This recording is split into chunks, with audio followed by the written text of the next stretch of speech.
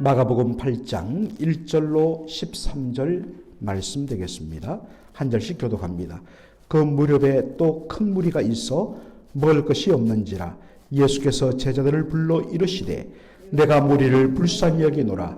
그들이 나와 함께 있은지 이미 사흘이 지났으나 먹을 것이 없도다.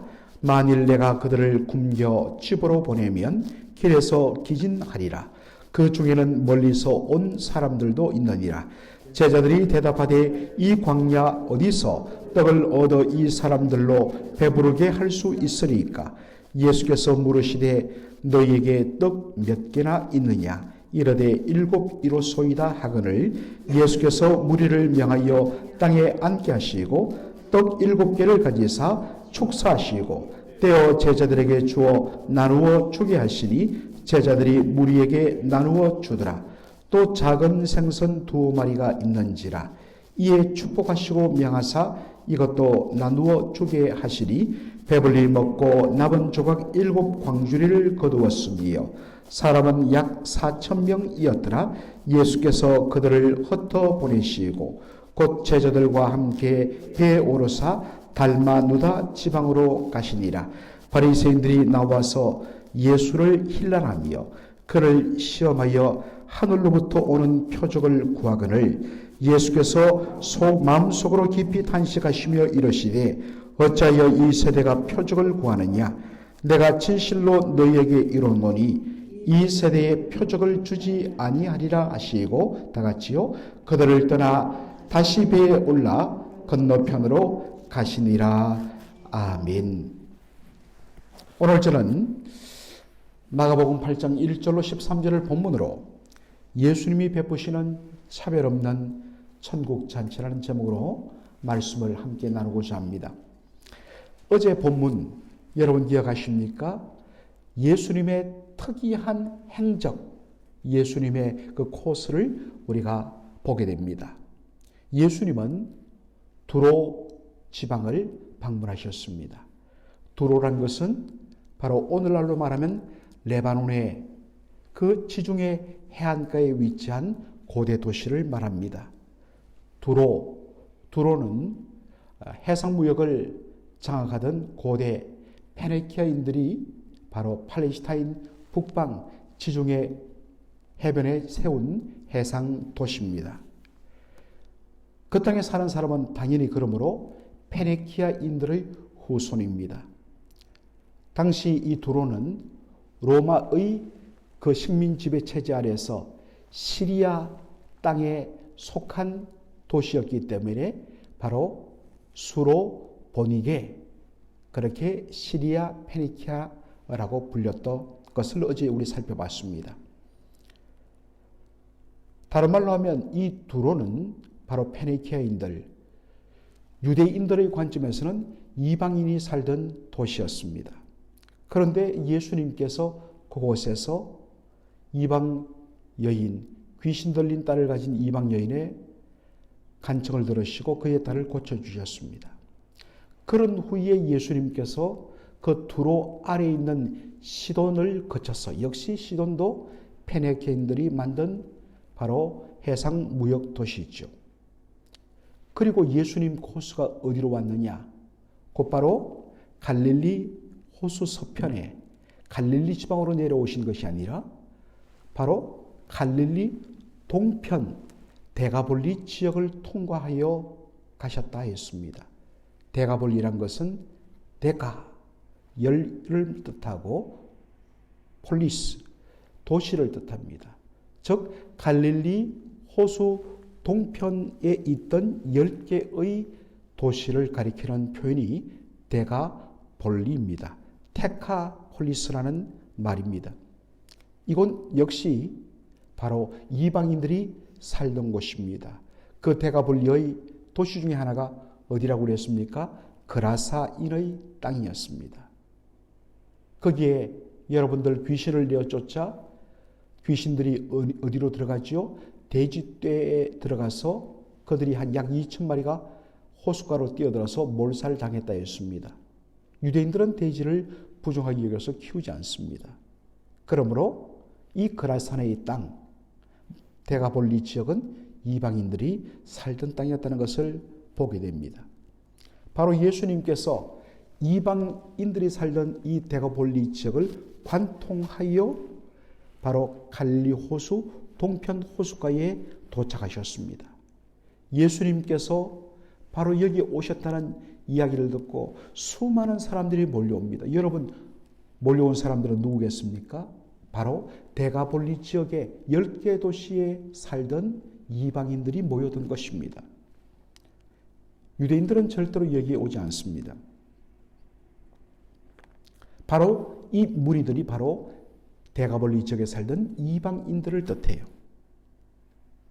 예수님께서 이들 앞에서 동일하게 하나님 나라의 말씀을 가르치십니다. 얼핏 보면 이것은 예수님께서 하신 말씀과 배치되어 보입니다. 여러분, 마태복음 10장을 보면 마가복음을 따지자면 3장이 되겠죠. 예수님께서 제자들 중에서 12를 택하여 사도를 세우신 후에 그들을 각 마을로 둘씩 묶어서 파송하면서 하신 부탁의 말씀이 무엇입니까? 너희들은 이방인의 길로도 가지 말고 사마리아인의 고래도, 사마리아는 바로 혼혈, 유대인 혼혈 족속을 가리켜요. 그 혼혈 족속인 사마리아 땅으로도 가지 말고 오직 오히려 이스라엘의 길 잃어버린 어린 양에게 가라. 가면서 그들에게 회개하라. 하나님의 나라가 가까웠다. 복음을 전파라고 말씀하셨습니다. 얼핏 보면 예수님께서는 철두철미하게 유대인 중심 바로 모습을 보이는 것처럼 보입니다. 이방인에게 복음 전도하는 것을 금하는 것처럼 보입니다. 이런 말씀을 할 때 우리는 좀 혼란스러워하지요. 그러나 이 말씀의 의도는 복음 전파의 우선성과 긴급성에 대한 말씀입니다.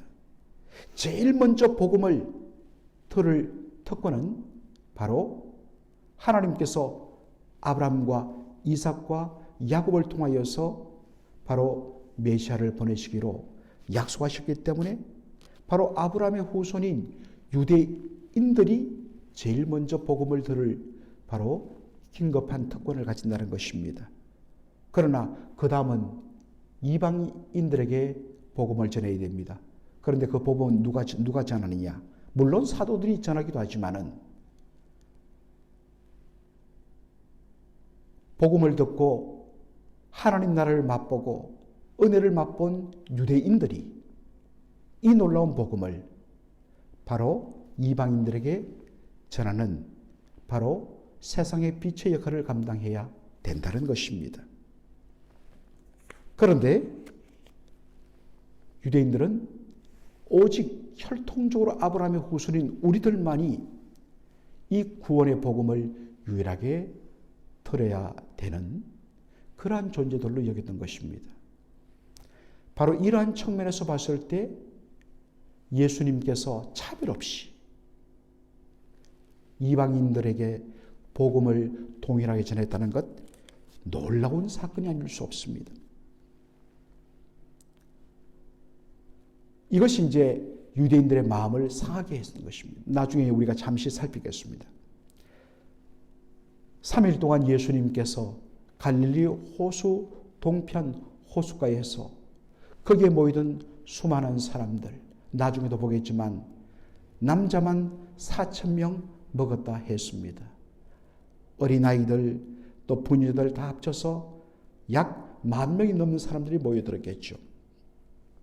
3일간 예수님이 거기서 그들에게 말씀을 전하는데 가져왔던 모든 음식도 떨어지고 이제는 먹을 것이 없어졌습니다. 따라서 여기서 그냥 돌려보내면 먼 지방에서 걸어왔던 사람은 중간에 기전하여 쓰러질 수도 있습니다. 예수님이 그들을 불쌍히 여기셔서 이들에게 먹을 떡이 없느냐라고 말합니다. 그러자 제자들이 말합니다. 선생님, 여기는 광야인데 어디서 우리가 먹을 것을 구할 수 있겠나이까? 예수님 말씀하십니다. 혹 너희에게 가진 떡이 몇 개 있느냐? 예, 7개 있습니다. 그리고 물고기도 2-3마리가 있습니다. 충분하다. 가지고 와라. 하고 예수님이 그것을 가지고 축사했다 했습니다.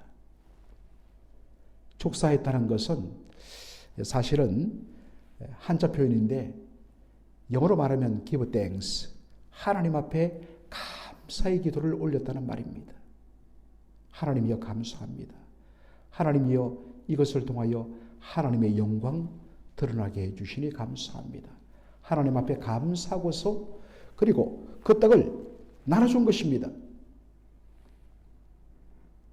그랬더니 놀라운 일이 났죠.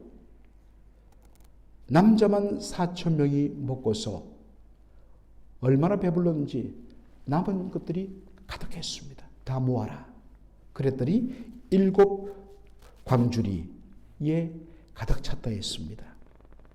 여러분, 비슷한 사건이 마가복음 6장에도 나옵니다.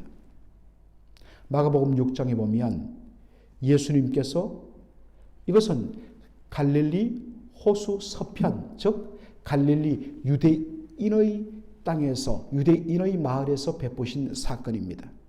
그때 보리떡 5개와 물고기 2마리로 몇 명이나 먹입니까? 남자만 몇 명? 5,000명을 먹입니다.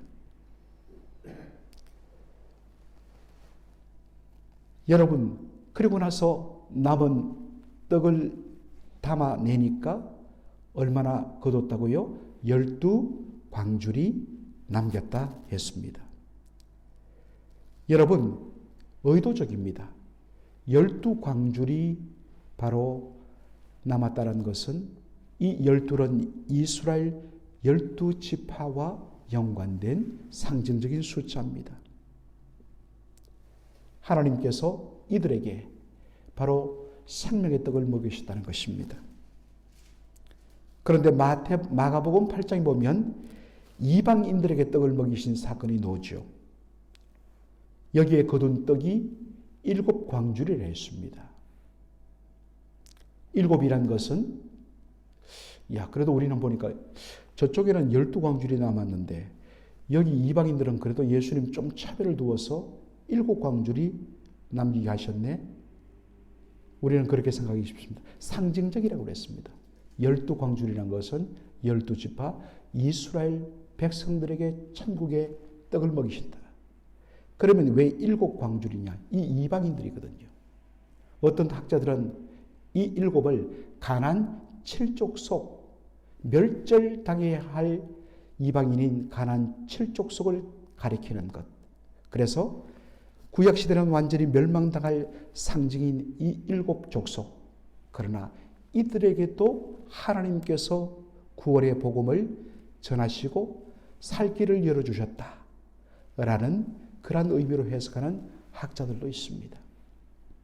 그리고 사실은 그 유대인들에게 먹이신 12광주리는 그 광주리와 이 데가볼리의 지역의 이방인들에게 먹이신 7광주리, 이 헬러 단어가 다릅니다.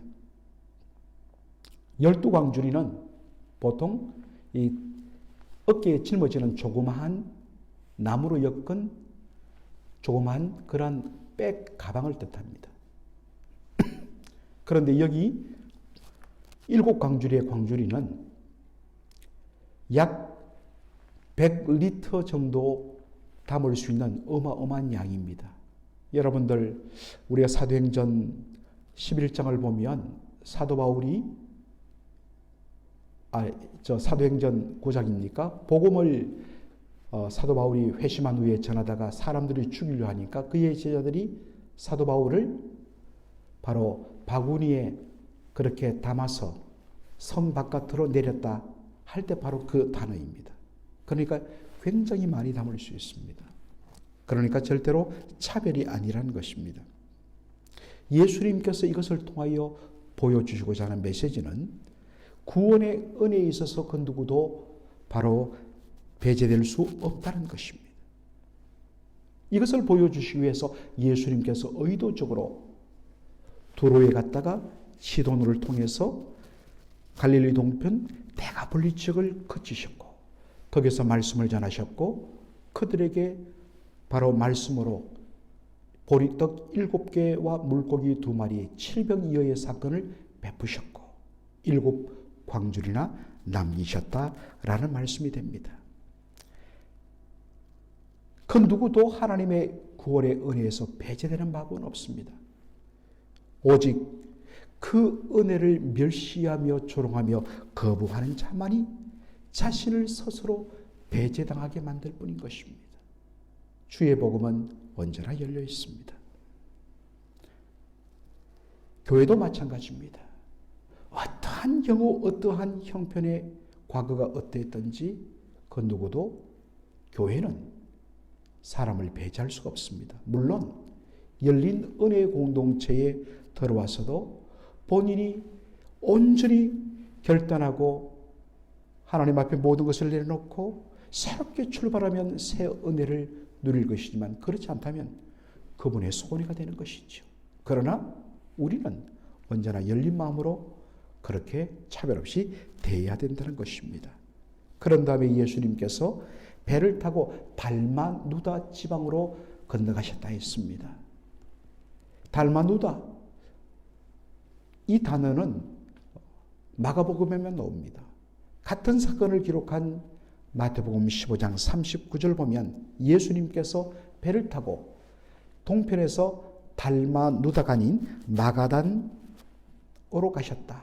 이 마가단이란 것은 갈릴리 호수 서편 이 해안 중간에 위치한 마을을 뜻합니다. 이것을 본 바로 바리새인들이 나와서 예수님을 힐난하며 시험하여 물었습니다. 하늘로부터 내려오는 표적을 구했다 했습니다. 표적이란 것은 바로 표시하다 표자에다가 그 다음에 이적, 기적할 때 적자를 말합니다. 당신이 하나님에 의해서 보냄받은 메시아라는 것을 드러내는 이적을 한번 보여달라라는 것입니다. 이것을 듣고 예수님이 마음속으로 탄식하십니다. 왜냐? 바리새인들이 예수님께 힐난하며 시험하여 물었다 했습니다. 왜 그랬을까요? 지금 예수님 어디를 거쳐왔다는 겁니까? 두로와 시돈과 그리고 대가볼리 이방인의 땅을 통과해서 그들에게도 말씀을 전하고 그들에게도 똑같이 7병이어의 기적을 베푸시고 먹이신 것을 들은 것입니다. 아니 어떻게 이룰 수가 있느냐? 어떻게 저 짐승 같고 개 같은 이방인들에게도 말씀을 전할 수 있느냐? 그래서 예수 당신 지금 정신이요? 힐난하며 진짜 당신이 하나님 보내신 메시아라면 한번 보여봐요. 그랬던 것입니다. 이들이 표적을 구한 이유는 예수님 믿기 위함이 아니었습니다. 예수님을 조롱하고 그리고 자신의 예수님을 받아들일 수 없는 불신앙에 대한 논리를 만들어낸 정말 악함에서 나온 것입니다. 우리가 신앙생활을 하면서 여러분도 보시고 저도 30년 넘게 목회를 하면서 참 그런 분들을 종종 보게 돼요. 안 믿으려고, 은혜 받지 않으려고, 그리고 은혜스러운 공동체를 깨트리려고. 참 어쩌면 좋습니까? 너무 안타까워요. 참 불행해요. 자신의 불신앙의 논리를 만들기 위하여 그동안 수많은 예수님께서 보여주시고 말씀을 전하심을 통하여 정말 예수님이야말로 주는 그리스도시요 살아계신 하나님의 아들이라는 고백을 수백 번 해도 모자랄 그러한 수많은 것들을 보여주시고 먹여주시고 공급해 주셨음에도 불구하고 안 믿기 위하여 예수님 거부하기 위해서 힐난하고 비방하는 이들의 모습을 봅니다. 참으로 얼마나 안타까운지. 여러분, 우리가 예수님 보실 때 우리를 보실 때 뭐라고 하시겠습니까? 우리를 기뻐하는 것이 아니라 우리 때문에 예수님께서 마음에 탄식하는 우리 주님의 모습은 아닌지, 정말 마음을 활짝 열고 차별 없이 사람을 대하신 그 예수님 따라 우리도 온전히 마음을 열고, 그리고 온전히 주여 말씀하옵소서, 이미 이 모든 것으로 족합니다. 온전히 제가 주님을 믿겠습니다. 로마서 9장처럼 주여 제 집에 오시는 것을 감당치 못하겠습니다. 거기서 말씀만 하옵소서, 말씀으로도 충분합니다. 여러분, 어느 것이 주님을 기쁘시게 하는 반응일까? 다시 한 번 더 우리도 그와 같은 믿음으로, 열린 마음으로 주님을 대하고 환영하고 모시는 저와 여러분의 삶이 되기를 주의 이름으로 축원합니다. 아멘. 살아계신 우리 아버지 하나님, 은혜와 사랑을 감사드립니다. 오늘 우리 주님께서 참으로 놀랍게도 갈릴리 호수 동편 데가볼리 지역에서 이방인들을 대상으로 차별 없이 말씀도 주시고 그들에게 천국 잔치를 상징하는 칠병이어의 기적을 베푸시고 7 광주리나 남기고 거두게 하심으로 도저히 하나님의 구원의 은혜를 받을 수 없다고 여겨졌던 바로 가나안의 7 족속을 상징하던 그 이방인들, 그들에게도 동일한 생명의 은혜가 있음을 그렇게 상징적으로 보여주신 사건을 대하면서 차별 없이 그 은혜에 있어서 다 열어주시고 공급하시는 우리 주님의 놀라운 사랑을 저희들이 바라봅니다. 다만 그 은혜에 대하여서 받지 않는 것이 그들을 죽음으로 인도하는 길일 뿐이지, 예수님은 언제나 문을 열고 맞이해 주시고 정말 돌아오기를 간절히 응원하신다는 것을 압니다. 주여, 이 놀라운 주님, 그 주님의 사랑을 받은 우리도 차별 없이 정말 온전히 열고 받아들이고 축복하는 저희들의 삶이 되게 하여 주시옵소서. 예수님의 이름으로 기도하옵나이다. 아멘.